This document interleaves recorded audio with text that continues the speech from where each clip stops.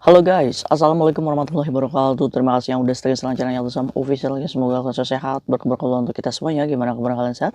Alhamdulillahirobbilalamin. Guys, semua orang semua selalu kesembuhan yang lagi sakit Allah sehatkan. Teman guys yang berjuang untuk memajikan, tentunya diberikan kekuatan sampai finish. Teman guys yang bahagia juga tentunya jangan lupa bersyukur. Kalian lagi pada ngapain cuy? Kaisam lagi sarapan ini, sarapan banana. Kaisam beli banana kecil kayak gini, oh, ternyata lebih mahal ya ini cuy. Ini $18. Tapi yuk kita lagi pengen makan ya nggak sih? Manis. Kira-kira kalian sarapan apa nih pagi ini? Wes. Sudah pagi lagi, kiba lagi sama Kaisang. Kaisang punya kisah ya cuy ya. Ini baru terjadi kemarin dan ini menjadikan perdebatan polemik ya. Mbaknya bingung apakah harus dilaporkan ke majikannya atau enggak gitu kan. Ini sebenarnya teman-teman kita seperti ini tuh harus sadar ya. Hayo kita sadarkan. Jangan sampai hanya karena laki-laki gitu kan, kita jadi hancur-hancuran seperti ini. Padahal dari gaji, ini mbaknya nih udah the best gitu cuy. Kerjaannya juga super mantap, is the best. Tapi diujinya tuh kayak gini gitu kan. Didatengin laki-laki buaya hidung belalang gitu kan. Jadi ya gaji berapapun, ya habis gitu. Padahal mbaknya kalau bisa saving money sendiri, kaya raya ini mbaknya. Oke. Ayo langsung aja ceritanya. Ini beda kasus ya, biar kalian berpikir apa yang harus dilakukan sama mbaknya nih. Jadi, si pekerja migran ini yang cerita sama kayak Tisam, itu punya majikan. Dan majikannya itu punya adik cuy. Adiknya itu di, apa namanya, ada rumah, itu ada maminya ya. Dijaga sama Cece. Kita sebut aja yang cerita ini Mbak Sri ya.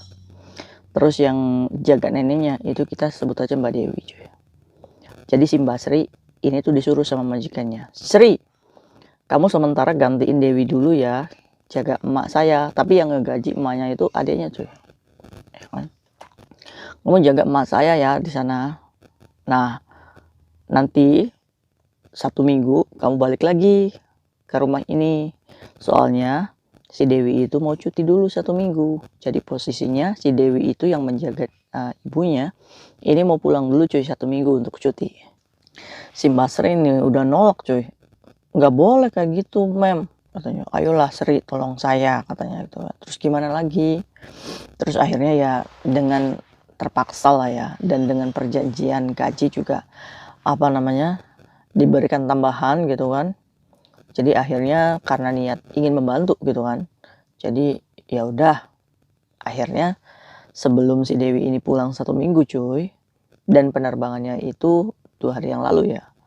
Jadi si Sri ini datang ke tempatnya Dewi itu 2 hari sebelum Dewi mau terbang. Karena untuk training dulu nih gimana cara ngasih makan nenek, ngangkat nenek saat mandi gitu cuy. Jadi di training dulu nih si Sri ini ya. Nah, ya udahlah kayak Tisam, saya pergilah ke rumahnya si Dewi itu, ya kan. Cuma bawa koper kecil karena saya kan di sana cuma 1 minggu. Jadi saya hanya beberapa bawa baju gitu kan. Terus saya bawa uang guys. Uang saya itu $3.510 adanya di dompet. Nah, saya ingat tuh omongannya Kaisam, saya mau foto nomor serinya. Ya kan kok kepikir ini ya. Iya, saya tuh sering nontonin video Kaisam. Saya tuh ingat majikan yang nulis nomor seri itu loh Kaisam. Jadi karena saya bawa uang yang cukup banyak, jadi saya foto tuh nomor serinya Kaisam. Akhirnya saya masuklah tuh ke rumahnya. Uji coba itu berlangsung ya cuy ya. Si Dewi ini mengajarkan bagaimana cara kerja menjaga si nenek yang akan dijaga sama si Sri ini. Dari mulai aktivitas bangun dan lain-lain. Satu hari mengajari si Sri yang punya experience kerja kan nggak sulit ya. Jadi akhirnya Sri ini di hari keduanya dia di situ si Dewi ini udah nggak ikut campur gitu kan. Ya berlagak kayak bos lah ya. Nah si Dewi ini umurnya 50 lebih kayak Sam. Ya udah mama lah ya. Terus backgroundnya Dewi kerja dengan nenek itu sebenarnya bagus banget gitu. Si Dewi ini dengan penawaran gaji 7.500 nggak ada libur ya cuy ya. Terus dia ini jarang libur kan, makan semuanya di-full-in sama majikan sampai pembalut dan lain. Ini tuh di luar gajinya dia 7.500 dan mungkin ini juga meminta cuti 1 minggu itu pun memang susah banget gitu kan. Dan majikannya juga mohon-mohon mungkin dipres jadi 1 minggu ya. Mungkin si Dewinya merasa kurang atau bagaimana ya untuk liburan ya cuy ya. Kebayang kalian kerja gitu. Dan ini juga si Dewi juga kerja sama majikan ini tuh udah lebih dari 10 tahun katanya. Ya karena saking enaknya kerjanya gitu. Gaji 7.500 nggak libur ya cari apa gitu kan. Kalau misalkan memang si Dewi ini bisa nabung, ya jadi ini kerja di Hong Kong ini pastinya, bener nggak? Nah singkat cerita Kaisam, di kerjaan saya kedua dan si Dewi ini akan melakukan penerbangan besok jam 9 pagi, ya kan? Di sini konfliknya. Si Sri ini mandiin nenek dari jam 6 sampai mengurus makan dan meniduri nenek jam setengah 8 malam. Nah, ternyata di jam-jam itu si Dewi ini beraksi cuy. Nah, saat si Dewi ini melakukan aksinya nih di belakang si Sri. Terus di jam setengah 8 si Dewi ini izin sama si Sri. Sri, saya mau turun dulu. Saya mau kirim uang katanya. Nih, sebelum saya terbang besok takut besok itu nggak kena 7-Eleven gitu kan. Maksudnya nggak bisa cari 7-Eleven nanti malah ketinggalan pesawat. Namanya juga si Sri ya. Ikut dong katanya. Kalau kamu nggak ngajak saya kasih tahu. Ini apa namanya? Majikan kamu katanya. Kalau kamu nggak ngajak saya ya kan. Akhirnya si Sri ini ya gimana ya. Si Dewi ini ya wis lah ayo ikut. Jadi si Sri sama si Dewi ini keluarlah cuy.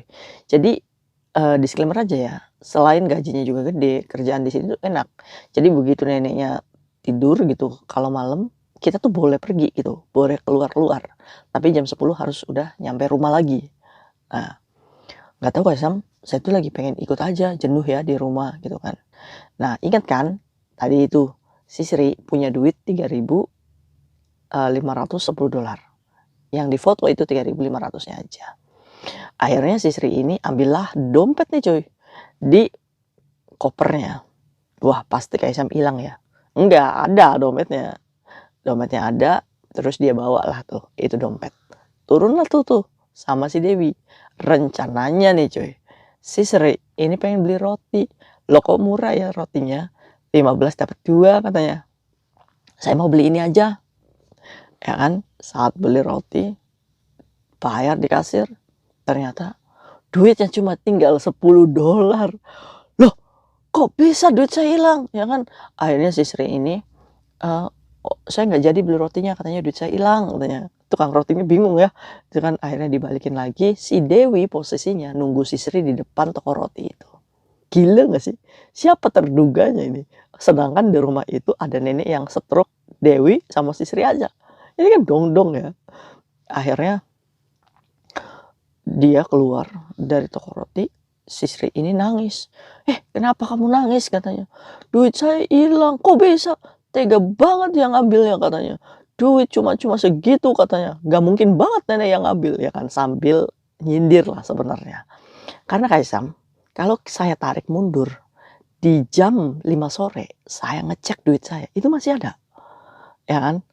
Terus masa iya pas beli roti, duit itu tiba-tiba hilang. Siapa yang ngambil? Gitu kan.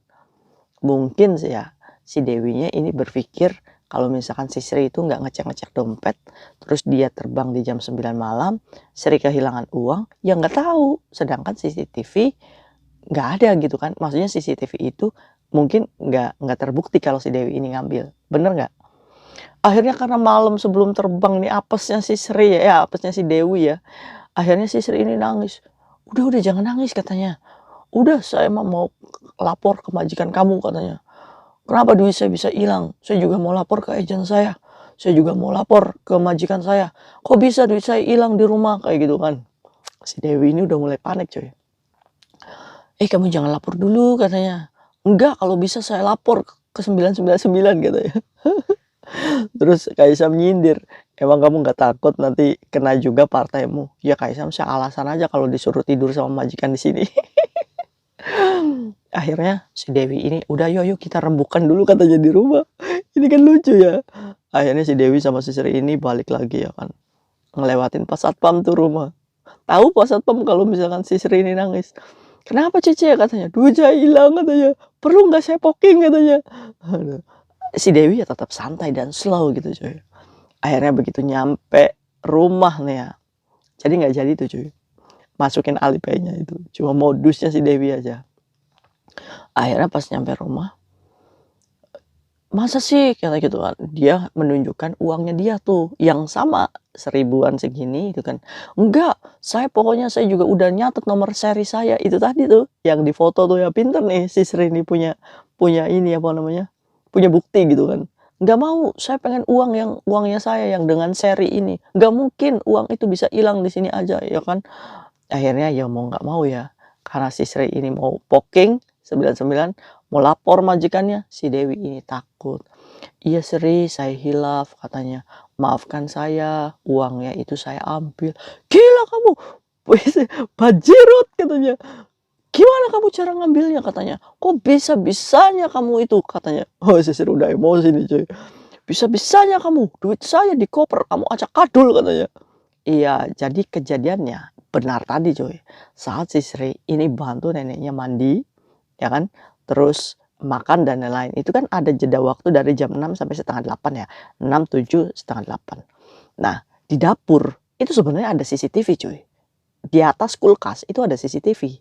Jadi posisinya tuh dapur tuh ya, di sini tempat jemuran baju sama mesin cuci tapi ada pintunya cuy. Nah, terus di sininya tuh dapur, di atasnya itu ada mesin cuci, hanya saja di situ ada buffet, dia buka dulu pintunya. Jadi CCTV itu nggak ngelihat saat dia mengeksekusi dompetnya si Sri itu di tempat jemuran itu cuy. Waduh, jadi begini cara si Dewi ini ngambil. Saat dia ini merasa bahwa si Sri ini punya uang cuy ya, nggak tahu ngintip, ngelirik, atau memang dia sengaja acak adul ini dompet ya. Dia buka kopernya si Sri karena tidak dikunci ya. Nah ini juga pentingnya, koper itu dikunci, kunci itu dibawa-bawa aja, kayak neneknya Kak Yati sama aja tuh. Neneknya Kak Yati sama aja 10 tahun sama Kak Isam aja kuncinya masih dibawa-bawa terus. Koper dibuka nih coy, koper dibuka, di dalamnya ada tas kecil, tas kecilnya dibuka, ada dompet warna merah. Dompet warna merah, kalian tahu nggak ditaruhnya di mana? Dia selempitkan di Miss V atau di itunya dia. Wah saking saking apanya ya, tapi karena posturnya si Sri ini gendut, posturnya si Dewi ini gendut coy. Dia selempitin di bawah celana dalam ya kan, terus dia berjalan ke bagian belakang. Di bagian belakang, itu dia buka dulu itu lemari supaya CCTV-nya nggak kelihatan dan dia masuk ke tempat jemuran. Nah di situ dia ambil uang 3.500, diambil semua, cuma disisain $10. Terus uang itu dilipat kecil, dimasukkan ke BH. Dewi, otak kok ada aja ya. Akhirnya dimasukkan ke BH, dibalikin lagi nih dompetnya. Berarti Sri, dompet kamu itu udah bau, udah ada kematnya. Ya Allah kayak disam. Duitnya dikuntel taruh di BH cuy. Terjadi terjadinya itu, dia tuh belum ngeluarin dari BH, sampai dia keluar, sampai masuk lagi, itu masih diumpetin di BH. Emangnya si Dewi ini nggak mandi apa ya? Akhirnya apa? Akhirnya, "Sekarang duitnya kemana?" katanya. "Saya nggak mau kalau ser itu, udah nih saya ganti nih pakai duit saya ini." "Nggak mau, saya pengen ser itu." Akhirnya disitulah cuy, bener-bener menyaksikan bahwa si Sri ini bahwa Dewi itu beneran bukain ini BH, keluarlah duit itu. Jeng-jreng. Kok bisa Dewi, ya Allah. Udah dompet bau misfinya si Dewi, duit bau bau susunya si Dewi. Ya Gusti. "Udah Dewi, saya nggak mau ngampunin kamu. Saya mau lapor agent, saya mau lapor majikan." "Janganlah Sri, kan duit kamu sudah saya kembalikan," katanya. "Iya saya hilaf." Padahal ya, kalian tahu nggak? Majikannya itu memberikan dia 20.000 sebelum dia pulang itu. Sebaik itu majikannya. Kalian bisa bayangin nggak? Kasih 20.000, dia balik tuh cuma bawa 6.000. Dan ternyata di sini konfliknya, kenapa Dewi itu begitu, apa namanya, hilaf ya. Jadi si Dewi ini punya pacar cuy. Ya umurnya di atasnya dia ya 50-an lebih juga. Udah gitu giginya ompong gitu kan, jelek. Kata Sri ya. Ini body shaming ini si Sri ini. Ampun, ampun. Jadi si pacarnya ini ngomong sama Dewi, "Kalau kamu nggak kirim uang, saya nggak jadi ngelamar," katanya. "Saya nggak enak," katanya. "Malu," kata si pacarnya. Laki-laki macam apa ini? Mungkin dalam si pikirannya Dewi ya, dia pengen fantasi gitu kan dengan pacarnya yang pulang 1 minggu, dia pengen honeymoon atau apa dengan secara sah, cuy. Jadi rencananya si pacarnya ini akan menikahi si Dewi saat si Dewi ini pulang. Jadi 3 hari, 4 hari itu berharga untuk Dewi, cuy, sampai mau mengeluarkan uang sebegitunya. Nah ini ya, hilaf yang direncanakan itu seperti ini, ya kan. Akhirnya uang yang 20.000 itu dikirimkan ke laki-lakinya dan dia cuma nyisa 6.000. Jadi dia mungkin berpikir 6.000 itu kurang, ya kan biasa megang duit gede, bener nggak? Karena kan gajinya dia itu kan 7.500, cuy, bersih itu dia. Ya Allah, enak banget ya, di saat majikannya enak, kerjaannya enak, ada bae nih tingkah lakunya si Dewi. Jadi cuy, honeymoon yang tadi direncanakan, karena mengambil uangnya si Sri ini ketahuan sama si Sri, jadi dia ini sibuk hatinya. Pulang itu ya kan saat cuti, dia nih chat-in terus si Sri, "Sri, tolong Sri, jangan kasih tahu majikan saya Sri, saya ampun Sri, minta maaf, kamu jangan matiin rezeki saya di situ." Nah ini, problem dan apa namanya, gundahnya si Sri. Menurut kalian nih cuy, apa yang harus dilakukan Sri? Apakah Sri ini harus mengatakan kepada majikannya, atau mengatakan kepada majikan si Dewi?